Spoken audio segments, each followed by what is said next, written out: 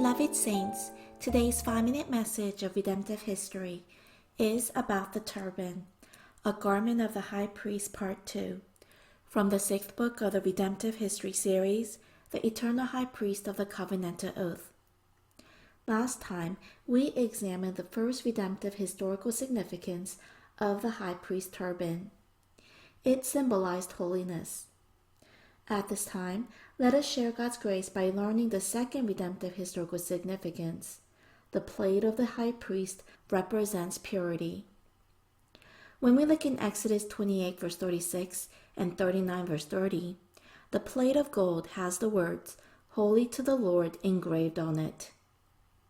The word holy is Kodesh in Hebrew, meaning consecrated, and God gave the high priest the plate of holiness and proclaimed him holy. God said that he would receive Aaron's offerings only if the plate was always on his forehead. Exodus 28 verse 38 states, "It shall always be on his forehead, that they may be accepted before the Lord." This means that without this plate, God will not accept anything. Everyone, the forehead represents a person's character. A high priest must always live a holy life through God's word and prayer.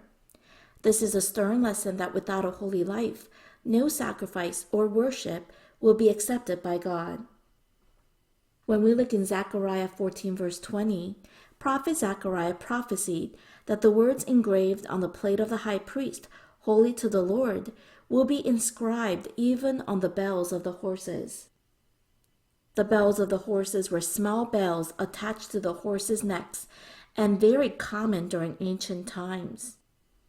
The fact that the words "Holy to the Lord" were to be engraved even on common objects means that there will come a time when holiness to the Lord will cover the whole world. This means that there will come a day when the knowledge of the Lord will fill this world just as the waters cover the sea, so that all the world will become holy under God's reign. Beloved saints, through the plate of the high priest, we realize that God's will for us is holiness and purity. If we lose our holiness, God's power will leave us and all honor disappears instantly. We will become no different from a dead man who lost his life. In the Bible, when Achan was not holy, Israel was defeated in the battle of Ai. And the invincible Samson became powerless when he lost his holiness as a Nazirite and fell under the temptation of Delilah. David was greatly cursed when he took Bathsheba and he lost his holiness. The sword did not leave his house forever. Other men lay with his wives in broad daylight, and the son Bathsheba bore died. Everyone, let us learn from today's word.